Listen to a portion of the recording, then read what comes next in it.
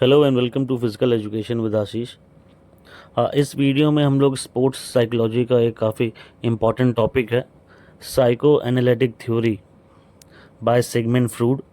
तो इसको हम लोग डिस्कस करेंगे। काफ़ी इम्पॉर्टेंट टॉपिक है और कई बार ये पेपर्स में ऑलरेडी आ चुका है, तो काफ़ी चांसेस रहती है कि आप इसको अपने पेपर में देखेंगे।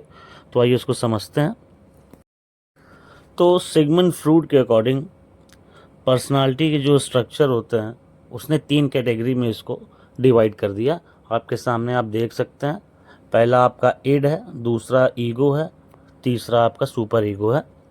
तो आपके सिलेबस के हिसाब से आपको बहुत डिटेल में नहीं पढ़ना है। आपको ये 3 कैटेगरी पता होनी चाहिए कि किस कैटेगरी में सिगमंड फ्रूड ने इंसान की पर्सनालिटी को डिवाइड किया। बस इतना आपको समझना है। तो आइए पहली कैटेगरी देखते हैं, इड। देखिए इसका फुल फॉर्म है इंस्टिंक्चुअल डिज़ायर्स। इंस्टिंक्चुअल डिज़ायर्स मतलब जो, अब देखिए जैसे हम लोग पढ़ रहे हैं इसको, primitive seeks pleasure works on pleasure principle. तो इसका जो फुल फॉर्म है इंस्टिंक्चुअल डिज़ायर। देखिए इंस्टिंक्चुअल वो चीज़ें होती हैं जो हम लोग को अनकॉन्शियसली, मतलब बाय बर्थ, जो डिज़ायर्स, जो हम लोग की वांट्स हैं, जिसकी हमको रिक्वायरमेंट है। जैसे बच्चा छोटा रहता है, उसको मिल्क चाहिए, पानी चाहिए, उसको भूख लगती है, वो बिना कहीं से सीखे, उसकी पर्सनालिटी में इनहेरिटेंस है कि मतलब ये चीज़ें उसको नीड है नेचुरली। तो वो आपकी इंस्टिंक्चुअल डिज़ायर्स आ जाती हैं। जैसे बेसिक नीड हमारा खाना है ना, तो डिज़ायर मतलब जो हम चाहते हैं, जो हमारी इच्छा है। तो कुछ जो नेचुरल इंस्टिंक्चुअल्स मतलब नेचुरल डिज़ायर्स है वो आपका इड में आ जाते हैं। तो जो मेन चीज़ आपको इसमें याद रखनी है कि जो इड है वो आपका प्लेजर प्रिंसिपल पे चलता है। प्लेजर प्रिंसिपल से आप मतलब समझ लीजिए कि जो हमारी रिक्वायरमेंट है, जो नीड है, जो हमें चाहिए, जब किसी की पर्सनैलिटी इस प्रकार की होती है कि उसको अपना प्लेजर को फुलफ़िल करना, अपने नीड्स को फुलफ़िल करना है, तो इस टाइप की पर्सनालिटी को हम लोग इड के कैरेक्टरिस्टिक मतलब कैटेगरी में रखे हैं। अच्छा, एक चीज़ ध्यान दीजिएगा, किसी भी एक इंसान में ये तीनों कैटेगरी होती है, ये तीनों स्ट्रक्चर होते हैं पर्सनालिटी के। कुछ रिप्रेसिव होते हैं, कुछ दबे रहते हैं, और कुछ ज़्यादा सामने आते हैं। और एज के साथ भी हम लोग देखते हैं कि सब ये तीनों जो स्ट्रक्चर आपके पर्सनालिटी के, तो कभी ये ज़्यादा किसी में दिखाई देते हैं, कभी कम दिखाई देते हैं। तो आपको याद रखना है कि जो इड कैटेगरी है पर्सनालिटी की, वो आपका मेनली प्लेजर प्रिंसिपल पे काम करती है। सेकेंड है आपका ईगो। तो ये रियलिटी बेस्ड है, balances I id and superego works on reality principle. तो देखिए मेन चीज़ क्या आपको याद होनी चाहिए कि ये जो आपका सेकेंड कैटेगरी है ईगो, ये किस प्रिंसिपल पे काम करता है, तो ये रियलिटी प्रिंसिपल पे काम करता है। और देखिए ये कैसे क्या काम कर रहा है, एक तरीके का बैलेंस बना के रखा हुआ है। आपके जो पहली कैटेगरी इड और सुपर ईगो के बीच का है, ये जैसे बीच में लिखा भी हुआ है उसी हिसाब से ये दोनों जो पर्सनैलिटीज़ है, इड और सुपर ईगो, इन दोनों के बीच में एक ये बैलेंस बना के रखा है। मतलब इसमें दोनों की कैरेक्टरिस्टिक्स है।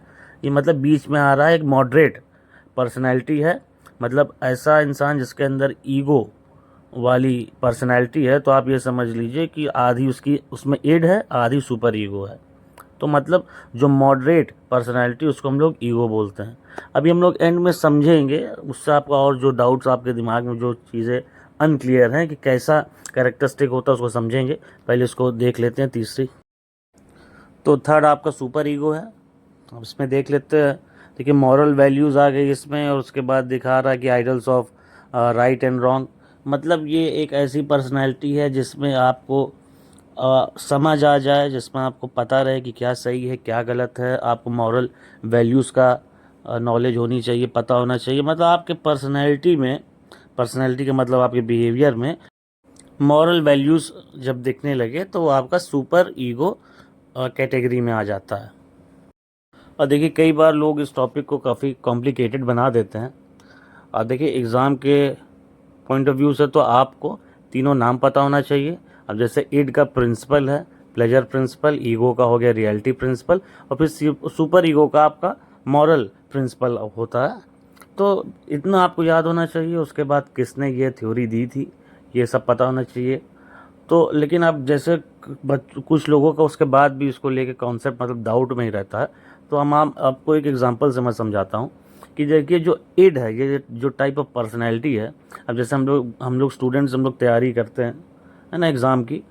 तो देखिए जो इड वाले पर्सनैलिटी टाइप वाले लोग हैं, वो देखिए क्योंकि वो लोग प्लेजर सीकर हैं, उनको आराम चाहिए, तो वो लोग मेहनत नहीं करना चाहेंगे। तो उन लोग ढिलाई करेंगे कि हम अब अगले हफ्ते से स्टार्ट करेंगे पढ़ाई, या है ना बाद में करेंगे, अभी टाइम है, अभी एज है, बाद में कर लेंगे। तो उनके पास कई बहाने आ जाएंगे और उन लोग अपनी लाइफ को प्लेजर में, आराम में ही बिताएंगे। ठीक है, ये आपका इड हो गया। आइए सेकंड कैटेगरी देखते हैं, ईगो। तो देखिए ईगो क्या है, देखिए बैलेंस है इड का और सुपर ईगो का बीच का है। तो मतलब अब देखिए जब इसको पढ़ना होगा तो ये क्या करेगा कि बैलेंस करके चल रहा है, मतलब एकदम निगलेक्ट भी नहीं कर देगा लेकिन एकदम सीरियस भी नहीं होगा। तो जैसे मान लीजिए ये करेगा कि दिन में आपका 1 घंटा पढ़ लिया, 2 घंटा पढ़ लिया, और फिर सोचेगा अरे इतना बहुत है, कम से कम पढ़ तो रहे। मतलब उसके पास भी बहाने रहेंगे लेकिन लिमिटेड रहेंगे। ये मेहनत करेगा लेकिन लिमिटेड करेगा। आप समझ रहे होंगे, ठीक है। उसके बाद आपका थर्ड कैटेगरी है सुपर ईगो। तो देखिए क्योंकि अब देखिए ये मॉरल प्रिंसिपल पे चलते हैं, ये ideals of right and wrong रहते हैं, इनको सही गलत का समझ रहता है। तो कोई ऐसी पर्सनालिटी वाला जिसको पढ़ना है तो अपना टाइम वेस्ट नहीं करेगा, जो टाइम उसके पास है उसकी इम्पोर्टेंस को समझते हुए प्रॉपर दिन भर जिसका जितना मिनिमम उसको पढ़ना चाहिए, 2 4 5 घंटे जैसा भी उसका सिलेबस है, तो उस हिसाब से लगन और मेहनत के साथ, ईमानदारी के साथ वो तैयारी करेगा।